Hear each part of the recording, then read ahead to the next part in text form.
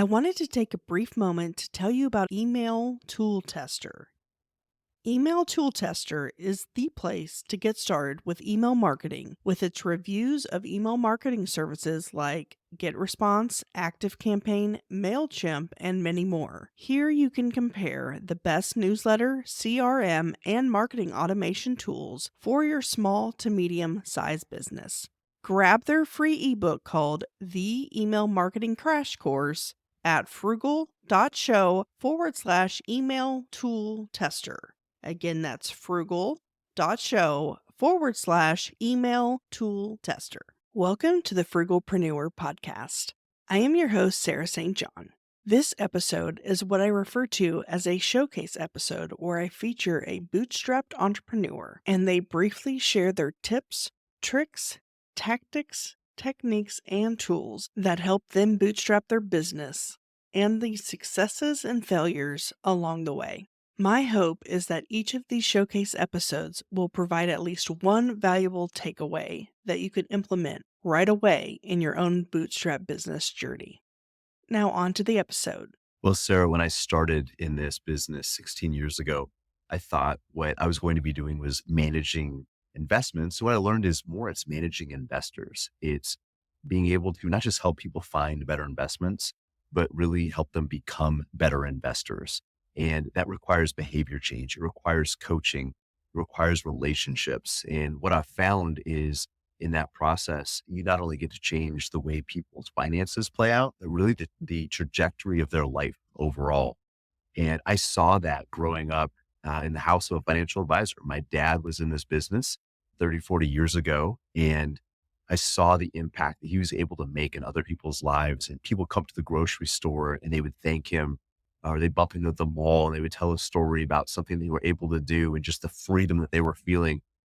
I just remember being so proud of my dad and just thinking like, man, that is so cool to have a job where you could have that type of impact on somebody else's life and get paid for it, you know? So I think that was a huge part of bringing me to where I am now. And now we work with firms like Dave Ramsey and help apply Dave Ramsey's principles to somebody's personal financial path and be able to help them execute meaningful change in their life and create sustainable and meaningful purpose and growth. And it's been wonderful. To be honest, sir, I didn't really know what I was doing, but one of the big things that I did that was huge was coming into it with no debt. And I didn't have a lot of capital, didn't have a lot of resources, but I didn't have a lot of liabilities. And that was absolutely huge. So that meant I had to start very small. And I was the chief everything officer. I did all the jobs. I didn't have any assistants, it slowed me down, but it allowed me to take relatively small risks. I wasn't sure what was going to work and what wouldn't. There's a book, Good to Great, by Jim Collins, and he talks about shooting musket balls before you shoot cannonballs. And that's the idea of making small investments in a lot of things to see where you're hitting, see where you're making an impact. And then you use your cannonballs. Once you kind of get an idea of where your target is, then you use those cannonballs to put more resources, more money into it. But that's what it required is a lot of small risks because I didn't have the capital and I was growing slowly, but growing very, very intentionally, being very careful with the type of business that I wanted. And that was really hard when you start your business. It doesn't matter what business you're in.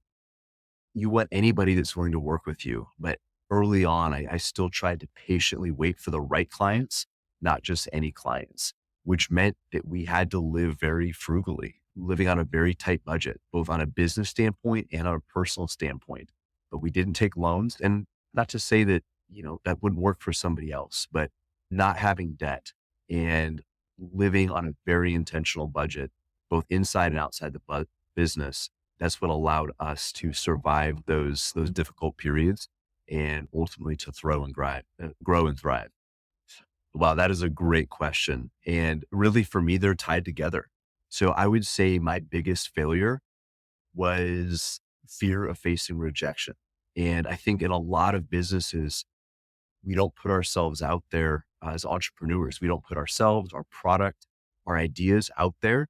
We kind of wait for this idea, this concept of perfect. We want to keep massaging this thing instead of just saying, "Hey world, this is what I have. This is what I can provide. Do you want this?" And what it caused me to do is spend money where I should have just spent emotional capital. What I mean by that is just stepping out and offering myself and my services to people rather than spending money on advertising and marketing where I didn't have to feel that failure, which is getting in front of a live human being, whether that was on the phone or face to face conversations and just saying, "Hey, here I am. This is what I have to give.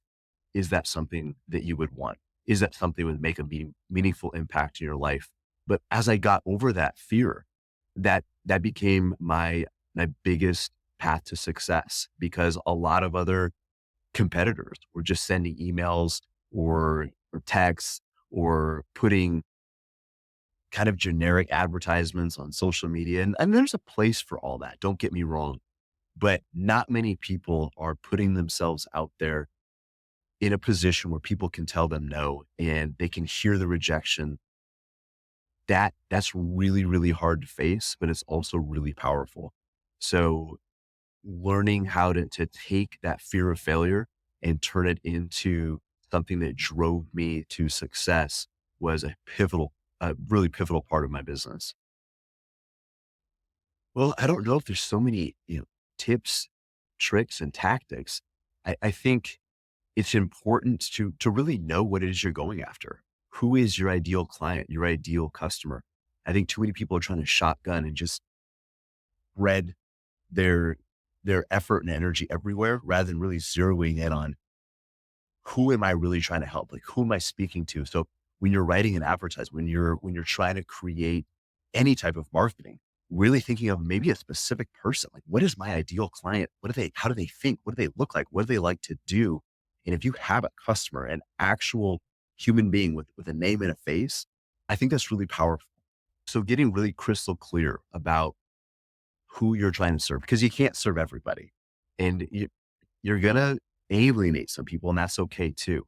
The other thing is just executing. I think a lot of times entrepreneurs create busy work that looks like it's important, but ultimately it's procrastinating.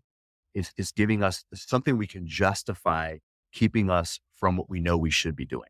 So those hard, maybe it's prospecting calls or sales calls or having a difficult conversation with a team member. And we put product research or emails or something else ahead of that because we're afraid to do the difficult thing we know we should.